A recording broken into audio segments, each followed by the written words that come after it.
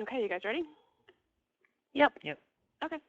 Welcome, everybody, to the February Lunch with NEMA. This is Heather with the New England Museum Association. I want to just make sure everybody can hear me by saying hi and typing a little bit into the chat feature of who you are and where you're coming from. Great. I hear lots of people signing in there. That's awesome. And as you guys are signing into the chat feature, you'll notice that's how we're actually going to communicate with each other. So if you have any questions throughout any part of today's Lunch with NEMA, just type it in right there, and we will ask our presenter, John Beck, from ArtsBoston to actually answer that. That's one thing that we are actually very encouraging, is to ask any question at all. Sometimes the other people on the call will actually be able to answer it, and BJ, my co-helper here at NEMA, is going to be interrupting John and asking any type of questions. How do we mute? You would either, Amy, on that one, you would need to do it on your, if you're called in, to mute your speakers on that one, on your computer. So that's good, we started. And then I would like to thank our sponsor for the Lunch with NEMA is Museum Trek from Trek Solver. We want to big a shout out to them. And I'm going to turn it over today to BJ to do the introduction, but you guys are doing well. All right. Hi, everyone. This is BJ, Deputy Director at NEMA, and I'm very pleased today to welcome John Beck, who's the Deputy Director at ArtsBoston. And just as recently as yesterday, they received a Commonwealth Award in Leadership for their work. And I've been talking to John a lot over the years and feel that we can learn a lot from the performing arts community about looking at audience data, and they've done a great job with their ArtsBoston Audience Initiative that John's been very involved in. And he is gracious enough to share his wisdom with us today. And yes, I will be feeding him questions later on. So thanks for joining us. And John, take it away. Great. Thank you so much, BJ. And thank you, everyone, for spending your lunchtime with me today. I really appreciate it. As BJ said, I'm John Beck. I'm the Deputy Director at ArtsBoston, and we are a nonprofit arts service organization. We've been around since 1975, and essentially we help break down barriers to participation in the arts. And we do that through making sure that everybody knows about the great arts and cultural events going on in Greater Boston, as well as making them accessible and affordable for everybody to attend. We run the BOS6 program, which makes tickets affordable for folks to be able to attend who otherwise couldn't afford to go.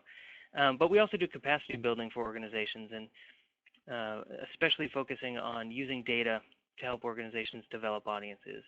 And so that's what we're going to be talking about today. As BJ mentioned, I was just over at the State House yesterday getting the Commonwealth Award, especially for our work using data. And we've also been recognized recently by the Boston Globe as a game changer for the arts community and for the region.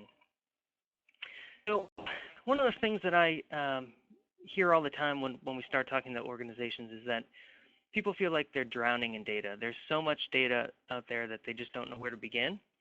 And so what I want to focus on today is what we can do to help organizations to stop drowning in data and start swimming. How can you turn that data into action for your organization?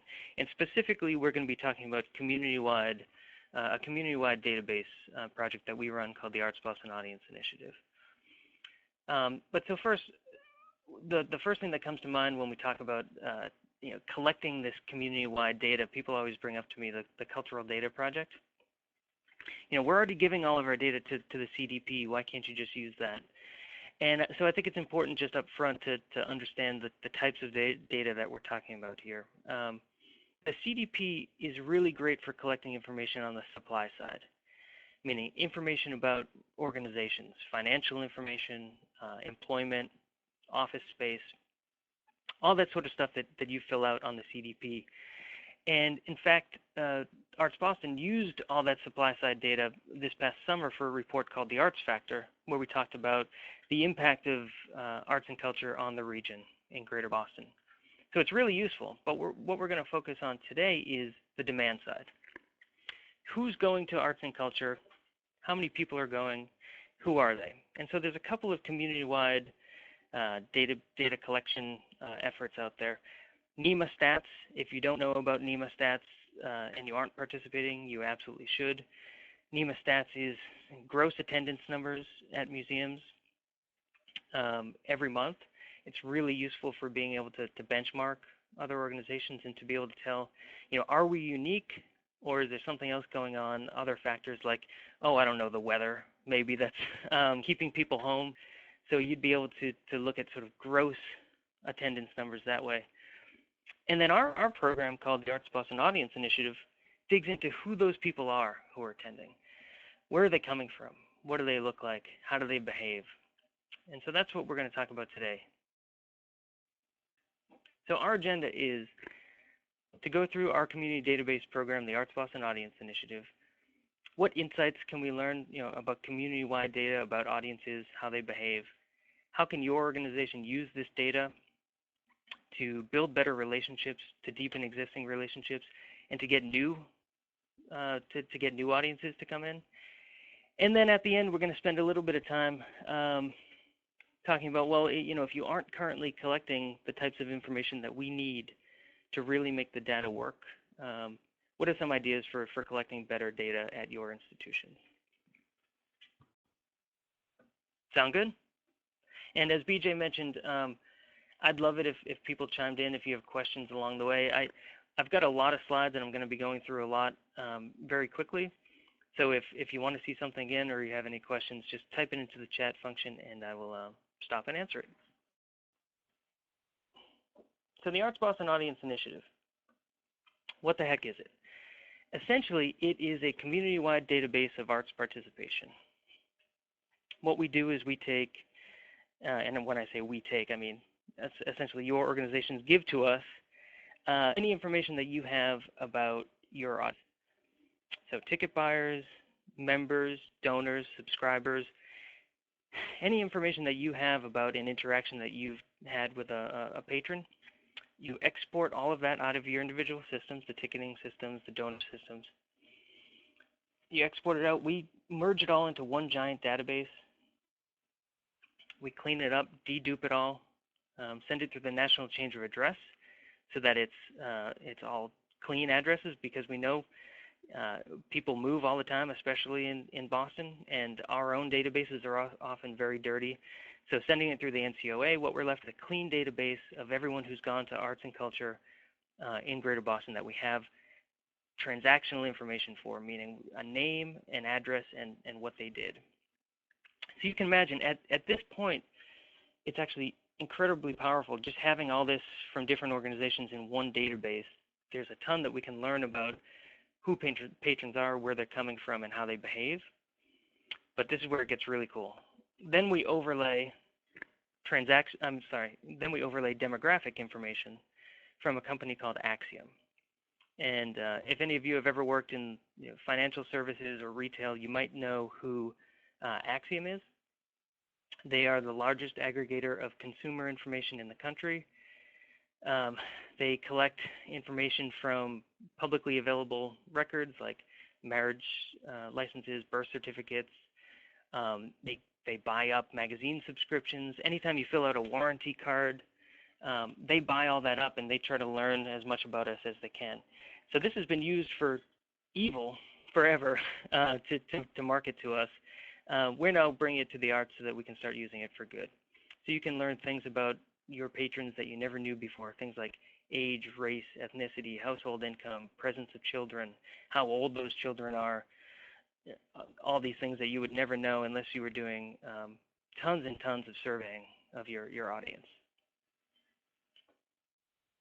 And what we're left with is a picture of participation in Greater Boston currently that we've never had before. We have 56 organizations participating in this program. Everybody from the Boston Symphony Orchestra, the Isabella Stewart Gardner Museum, the ICA, the Danforth Museum, down to really small theater, music, and dance companies, like really tiny, all-volunteer organizations. And we now have 1.5 million unique households of arts and cultural patrons.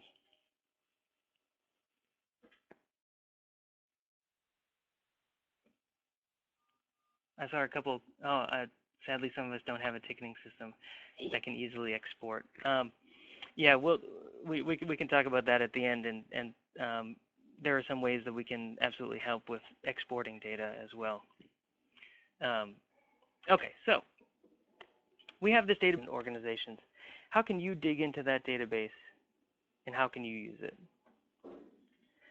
So it can be used in 3 ways. One is to understand existing audiences.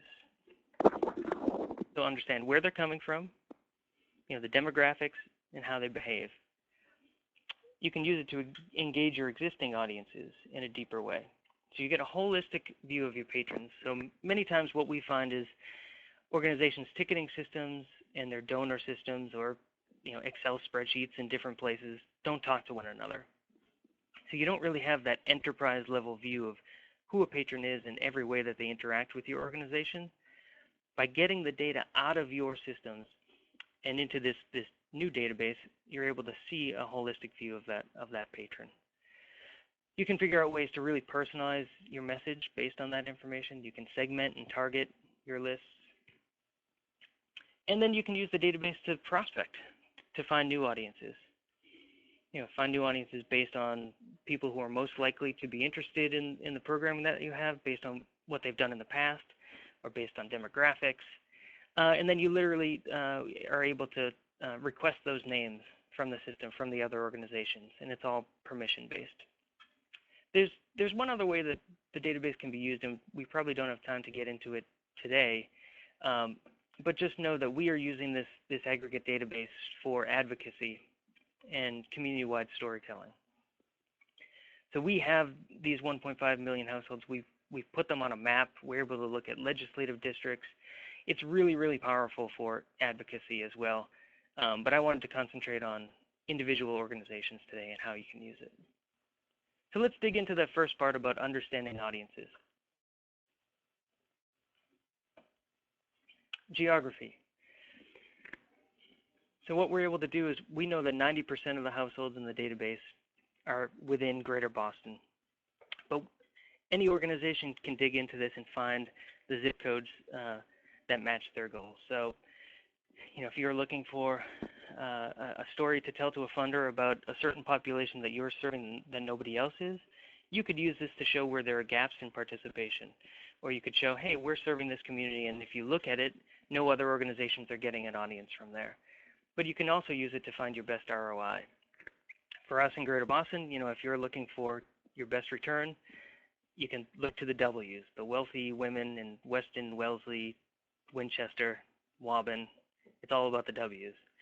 So it can be used for both. It could be used for diversifying, as well as just, hey, I've got a really small marketing budget. I need to find the best prospects. Then I wanted to show you a few of the demographic attributes that we look at. And I'm going to show you on a community-wide scale what we've learned about audiences. But any one of these reports you could run on your own organization's list. For age, what we found is, we actually do a pretty good job of being representative. On the top there is the 1.5 million in the audience initiative. On the bottom is just census data for Greater Boston. And we give every organization a report that then they would have their organization's data right here. So you could really benchmark yourself against the census as well as against everybody else and see how you're doing. A few of our organizations in the database have 60% way up here. And it's really striking, and it brings up an interesting conversation for them and their board to say, not only what can we do to get in more younger audiences, but how do we adjust what we're doing to better serve that aging population that we have? Because those folks that are 65 years old, you might have a 30-year relationship with those people. So thinking about large format brochures, thinking about the venues that you're in, all that sort of stuff, this can help with those conversations. For some reason, inexplicably, I switched the order. So the AEI, the Audience Initiative patrons, are on the bottom now, and Greater Boston Census is on top. So this is income. We hear all the time about the perception that the arts are really just for the wealthy. our data shows that about 58% of arts patrons are under $100,000 for household income. So these are not extremely wealthy people going in. And if you look at the top bracket of over 125,000, it lines up exactly with the overall population. So we've been able to use this, and organizations can use this to show funders really who they're serving, to show their board members who they're serving. Ethnicity has been a really important metric for us to track. Organizations are really concerned with having audiences that are representative of the overall population, and definitely funders are interested in that as well. And what we've found is that there's a big challenge here, and it's something that I think we as a sector have known for a long time about many of our institutions, that we're 89% white. And I think what it does is this has given people a way to quantify that challenge. And so organizations are now using these reports. They dig into the database and run these reports sometimes on a weekly basis to show how their audience is changing, show by show, to see whether or not they're making progress, if they have outreach efforts, so that they can track it.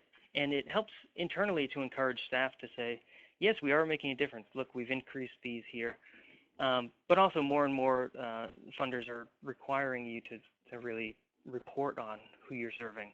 And this can help so that you don't have to do surveying. But again, this is only on the audiences that we have name and physical mailing address for. If we don't know who they are or where they live, we can't get this additional information. So it's definitely, especially in the age and the income side of things, it's definitely underreporting, because if somebody walks up to your organization, pays cash, and walks in, we have no idea who that person is. And then the third part of understanding audiences is behavior. We're able to see, where these people are going. And what we found is that, and this was a little bit surprising to us, was that 76% of the households in the database attend one organization and one only. So 76% of the database are just going to one organization. I expected this to be, I actually expected this to be much higher, and I had hoped that I'd be able to say to people, see, we're all sharing audiences and we need to work together. And that is the case. 24% are going to more than one organization. But actually what I think this shows is that 76% is like manna from heaven. They're our best prospects for trying to engage and keep them in the arts ecosystem. They've shown that they're interested. They've shown that they're willing to go out and attend something or go to a museum. It's our job to get those people to be interested in what we're doing. And I believe, and it's true, that you're far more likely to engage these folks than just somebody off the street. John, we have a question. How are they getting the race information for each person? Is that self-reported? Nope. So the race information is coming from Axiom, and it's essentially modeled based on. So it's an inexact science. I'll say that up front. Axiom models it based on what they know about the census block and the person's name. So it's based on name and where the person lives. So there are absolutely issues with it. It is not, you never want to look at it down to the person level and say, I know that John Beck is a Caucasian. It's more directional, saying, this is approximately reporting on overall audiences. You'd never want to use it that specifically to the person. But I've been working with researchers at Harvard and Northeastern, and unfortunately, this is kind of the best that we have for modeling around race. Unless you're actually surveying and asking that information, this is the best that we can do. Great, thanks. Okay.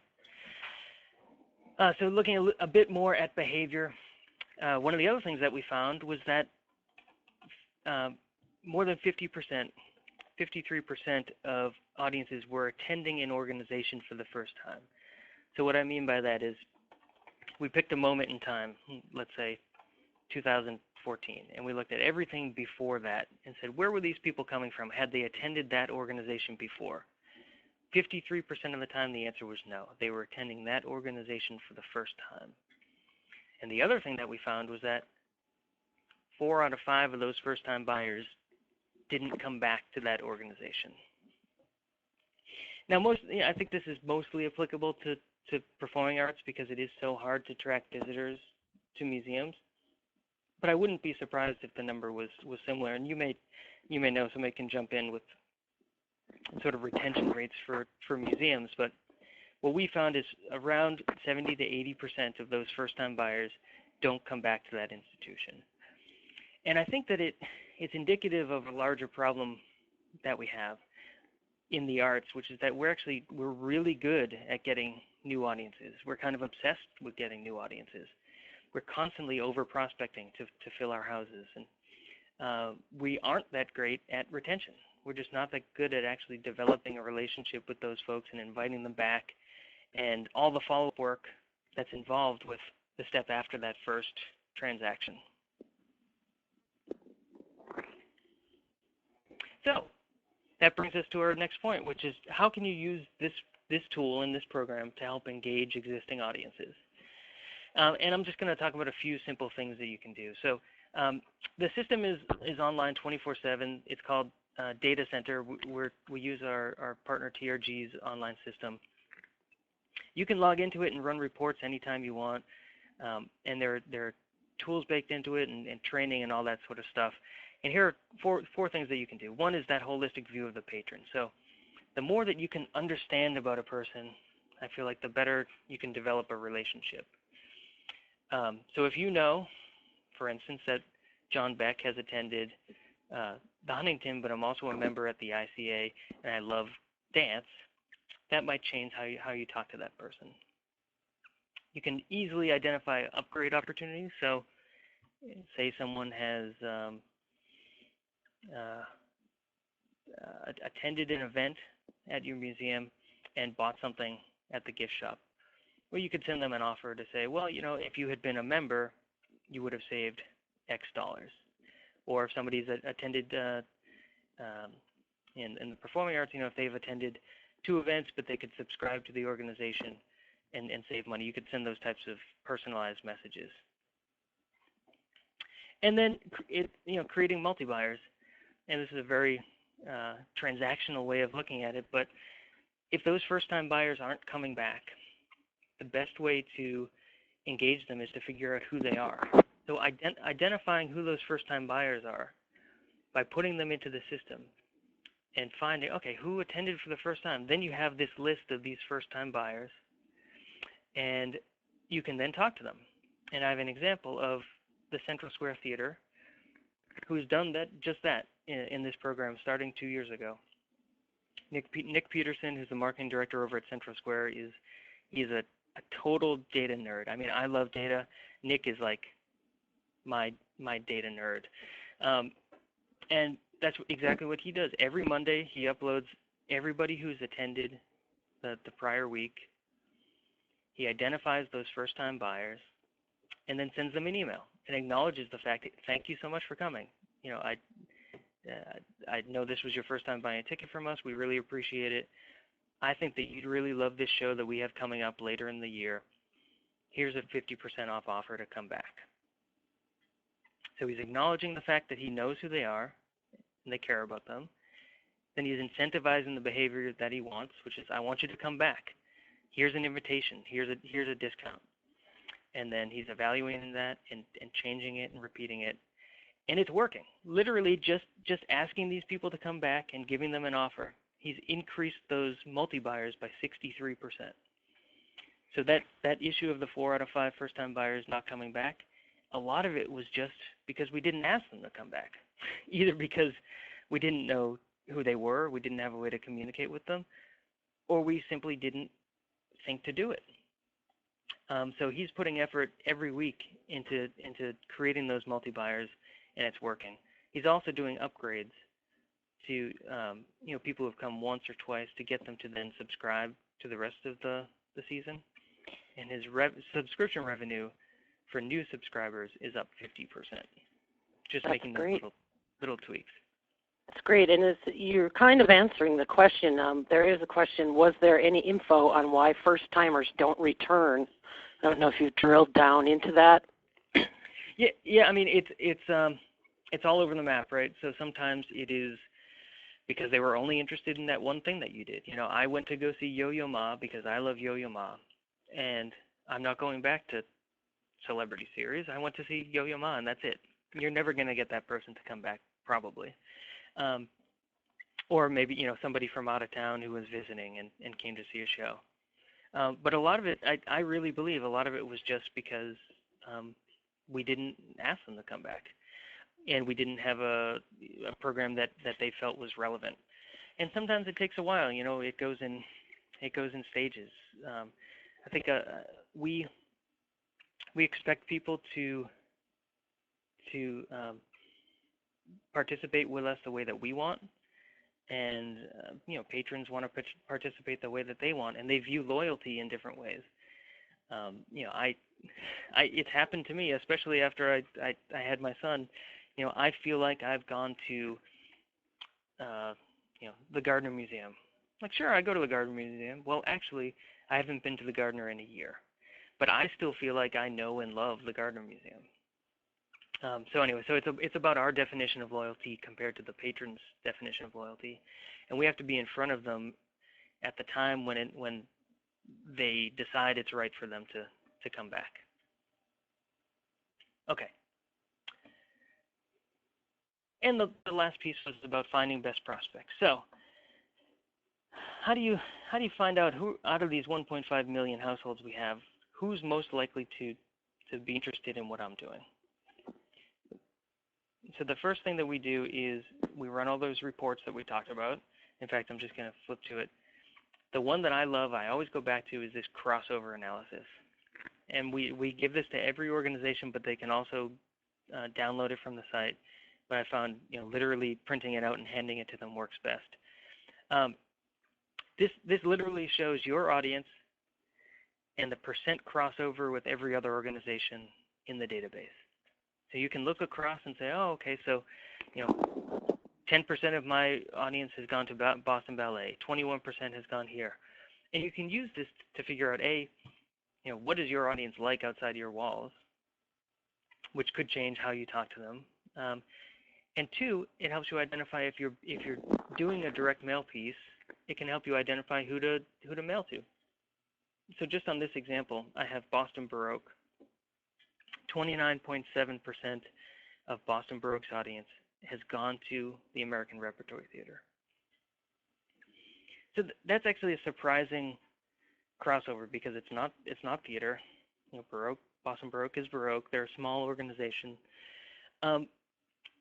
but they have something in common, which is that they both have really highly educated audiences. So if I were ART, what I would do is I'd say, okay, well, let me look at the 70% of Boston Baroque's audience who hasn't come to us before. And let me start there. And so they can actually dig in and start to build a list of their best prospects based on, I think people who have gone to X, Y, and Z in the past would be interested in this, but also these are the types of people who might be interested in this.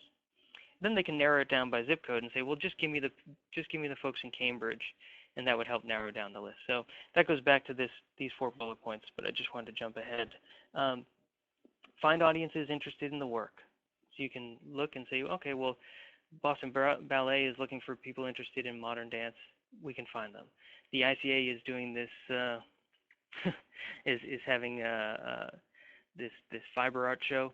Maybe there's something that's gone on at the Gardner Museum that people would be interested in, that type of thing. Utilize the demographics when necessary. So if you really just want to find highly educated audience, you can choose graduate degree and just find audiences with a graduate degree. Then zero in on the geography. You can literally choose your venue and say, give me a 5-mile radius of everybody from 0 to 143. And then you hit a button. You know, say you've got your 5,000 names, you hit a button, and the request goes out to all the other organizations that says, John would like to mail to your list. Is that okay with you? And they either say yes or no. It's all permission-based.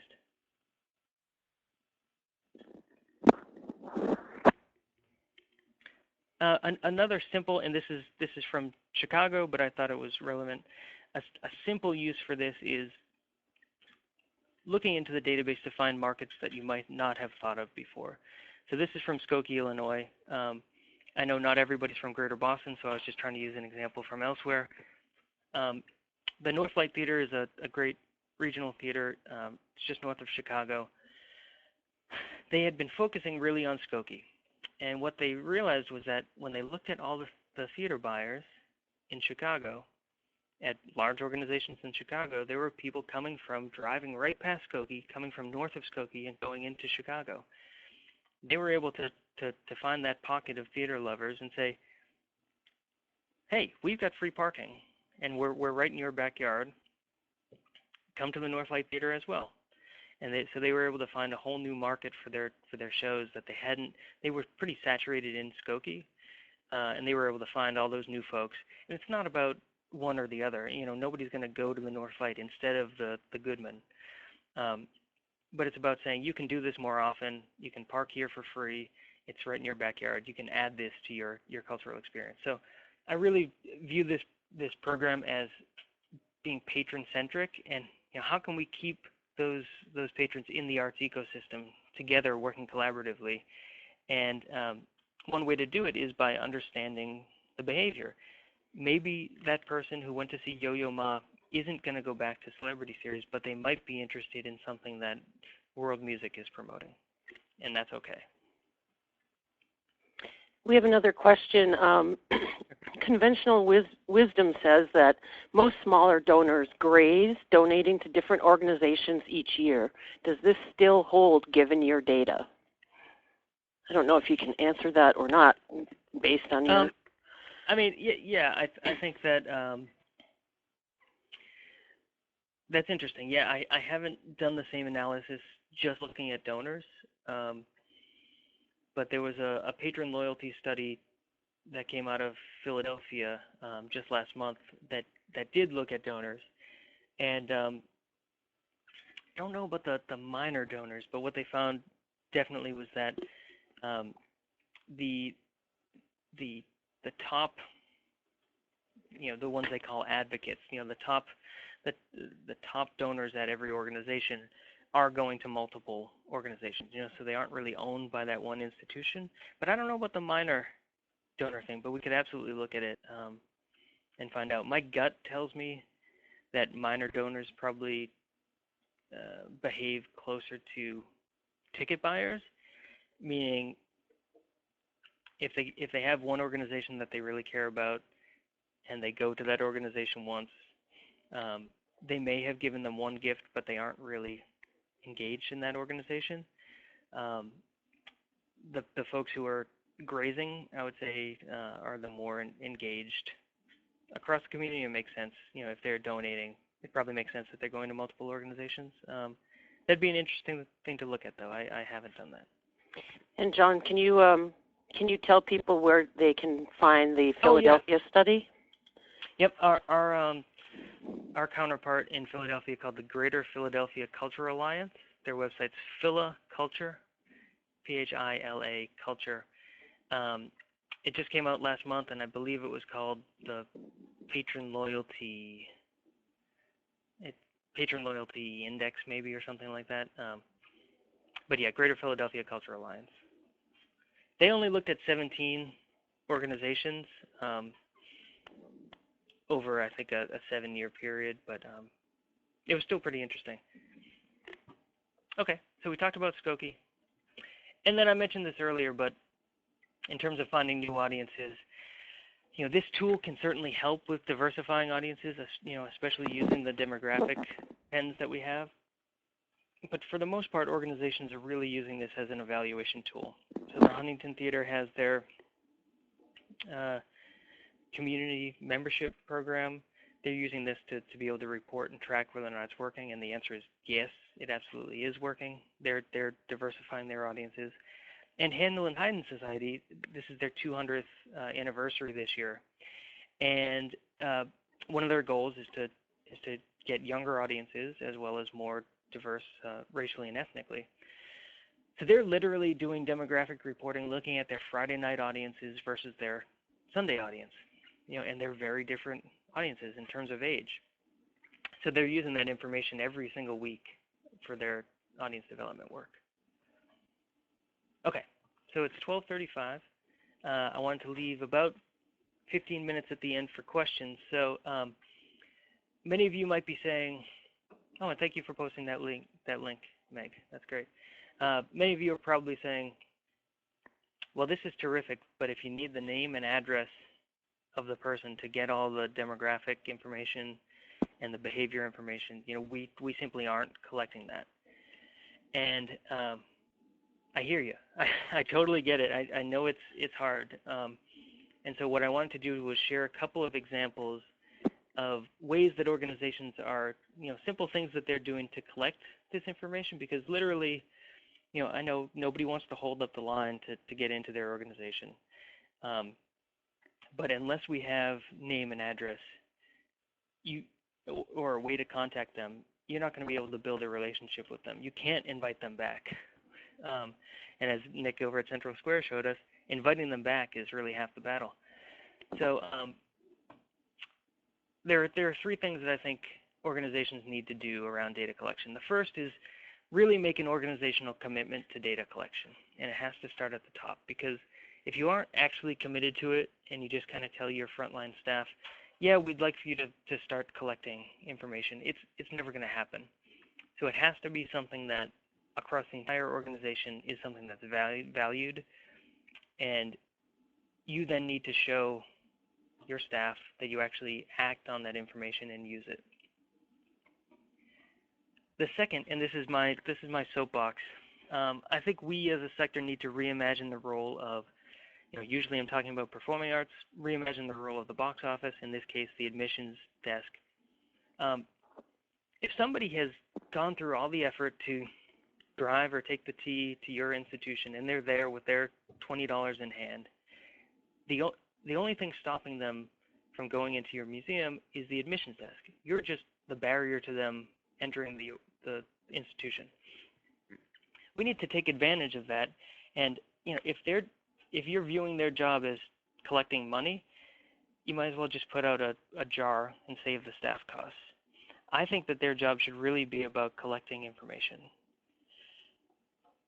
And I see this in the performing arts all the time, and I have an example of it, but you have them captured, and I think that, how much do you value that information? I don't know, is it $3, $5? How much does it cost to actually get someone to come in?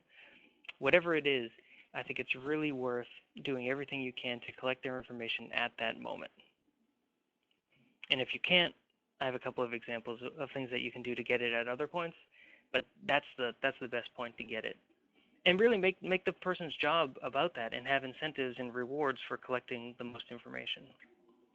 And the third is to incentivize the behavior that you want. Reward patrons for giving you their name and address. Give them a discount.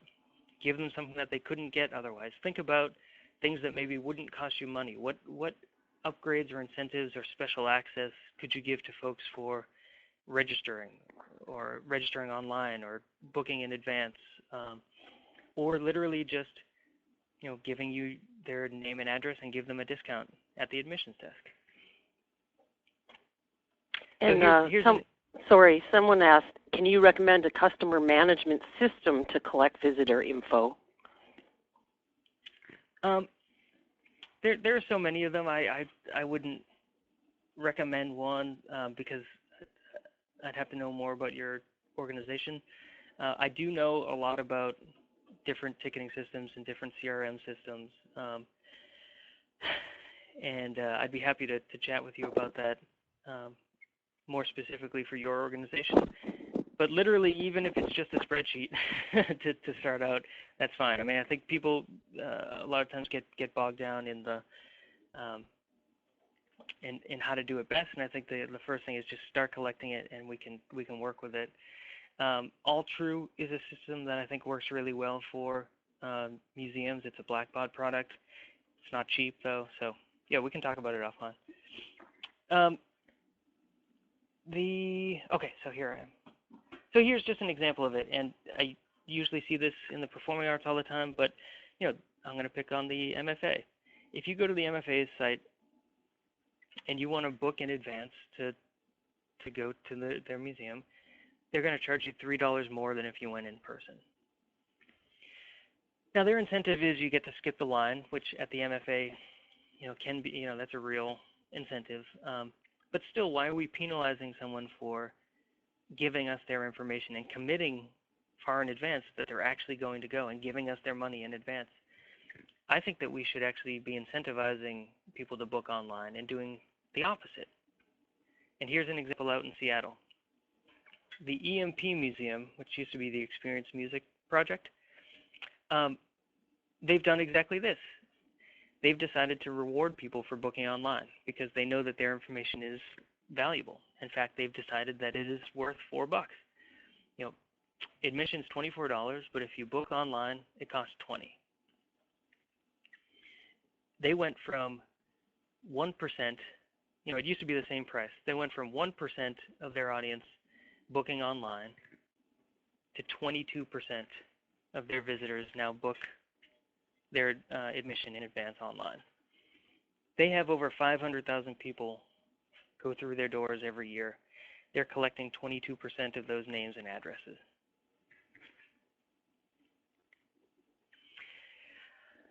Now, if you can't book online and you can't collect their information at the admissions desk, I talked to our good friend out at the Norman Rockwell Museum, Margaret Hotchkiss. I had worked out in the Berkshires launching the Berkshires Audience Initiative, and they do something really simple. They do an enter to win.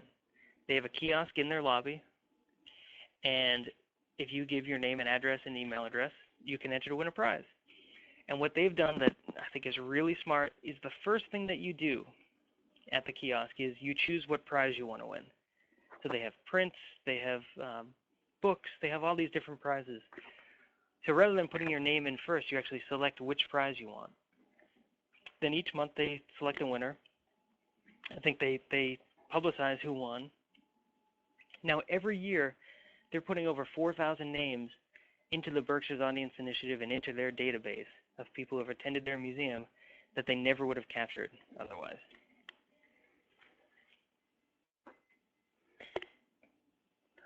Someone asked if you could spend a minute talking about the role of social media in asking people back. Oh, sure, yeah. I think a couple things on that. One is in terms of this database and this program, social media so far has not been integrated into it. So we do collect email addresses, but we don't trade email addresses just because you run into canned spam and best practices and Constant Contact and MailChimp don't want you emailing people who haven't actually opted in. So email addresses are in there and you can use them for your own list, but we don't trade them. Social media is something that we haven't actually integrated into this database at all yet. It's certainly something that we're looking at, but we haven't done it yet. But as far as my feelings around social media, we are seeing tremendous success using Facebook advertising. So, I think social media is great, and all the free stuff you can do on social media is useful in building a relationship and building a brand. But for direct marketing, being able to choose and really target those Facebook users based on who they are and who they're friends with, we've seen at ArtsBoston and at many of our member organizations, Facebook advertising is really cheap and it's really effective. So social media in terms of inviting back, I really haven't seen anybody necessarily doing that, at least not in a direct way. Organizations right now, especially performing arts, probably the same museums, are really hurting because of the snow. People aren't going out. They're struggling, and so I've seen social media campaigns. We're participating in something called Dig Out Arts right now. We're using that hashtag Dig Out Arts and promoting discounts to get people out of the house and to go. I know the Gardner Museum is free, so we're promoting that. ART was doing a 50% off offer through social media. So it definitely works. I think it's all part of a similar strategy. It's all part of the same idea, but this database tool itself doesn't have social media in it. And you kind of, I'm on my last slide, so this is. Oh, sorry. No, so I'm just going to say this, and then we can open it up to all the questions. So in summary, if you think back to when we started, collaboration is key. Organizations working together and being willing to share their data has unlocked all this knowledge and insights that we never had before. Really using that data to drive strategy and using data to build relationships, I think can help. It can help with your gut, what you've felt all along. It can help you to back it up to your executive directors or boards, but also it can open up new opportunities that you hadn't thought of. And number 3, make an organizational commitment to data collection. And once you have names and addresses and you're ready to participate, you can call me, and we'd love to have you guys in the database program. Thank you so much, John. This is amazing. But yeah, now I'd love to answer any questions people have. Okay, one question, you sort of touched on it, but someone asked, is any disclosure necessary? In other words, can organizations get into trouble in terms of privacy, et cetera, by collecting this information? And currently, the only thing that you would need to do is, and I really recommend this for everyone anyway, is don't put something on your website that says we will never share your information. I think you can say we will never sell your information, because it's true, you won't sell it to magazines or for-profits, but don't say we'll never share it, because I think it's an appropriate use, especially for direct marketing. Again, we're talking about just mailing addresses. The Direct Marketing Association has done a lot of work in making sure that this continues to be legal.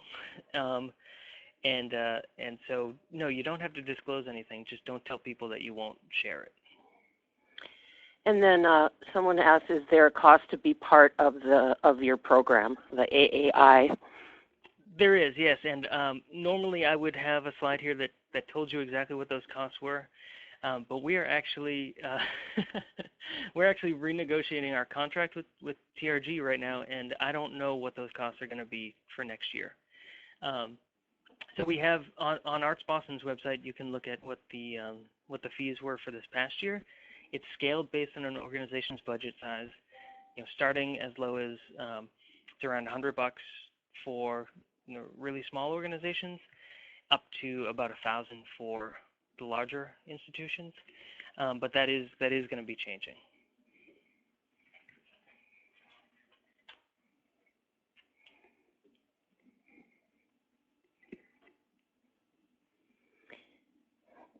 Does anyone else have any other questions?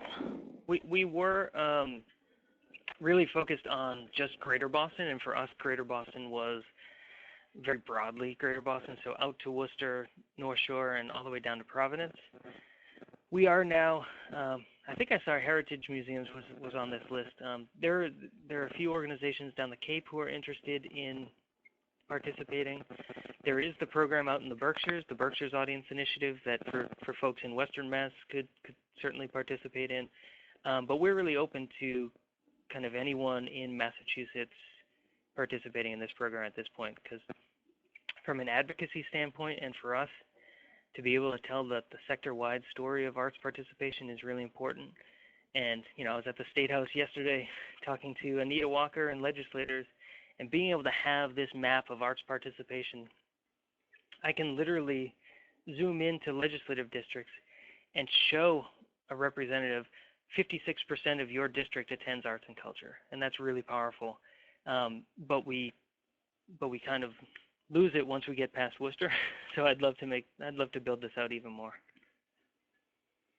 And Emily asked, do you have any future initiatives that you're planning to use AAI for? Perhaps something that you're not doing yet? Well, yeah. So that mapping work is really brand new. It's the mapping stuff for advocacy is something that we've just started to dip our toe into. The other thing, a couple of other things that we're looking at doing. One is really doing some demand mapping for organizations, especially when we have enough of a participation. So, in theaters right now, we really have a good representation of theater organizations. So we could do, for mid-sized theaters, we could do a real demand map of where do theater lovers live right now. We're also working with the Barr Foundation on launching a very small program on diversifying audiences, so using audience data to do some modeling around especially racial diversity, and being able to reach out to potential prospective audiences who maybe haven't been coming in the past. And then one other thing that we're thinking about using the AI for is building audiences across geographies. So I mean, working with Philadelphia to look at who's going to arts organizations in Philadelphia who maybe live in Boston or live in Western Mass, and can we try to get those folks to come while they're at home and not just on vacation? So we're actually looking nationally at sort of San Francisco too. Any way that we could be trading these out-of-market addresses across geographies. Well, this is fantastic. And to the advocacy piece, I just wanted to mention that Dan Yeager, our director, is currently down in Washington, D.C. For Museums Advocacy Day. And, this kind of data would be extremely powerful to have for museums. Yeah, right now we're started mostly, so the ICA and the Gardner Museum really just put in the Danforth, they put in their members, their donors, and any events that they have. But I'd really love, as a sector, I'd love to start building out more visitor information if we could. Just because I know that there's so many people going who we just don't capture.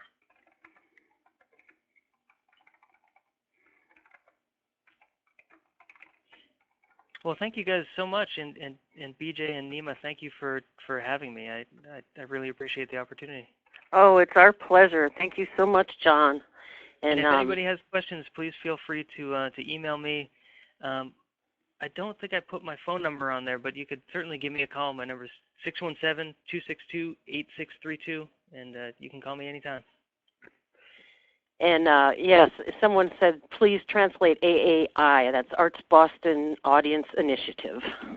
That's correct. Thank you. You're welcome. And I just also wanted to mention, to everyone that next month's Lunch with NEMA the gallery group is going to present on collection insurance issues.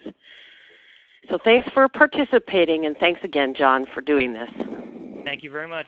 Bye-bye. All right. Bye.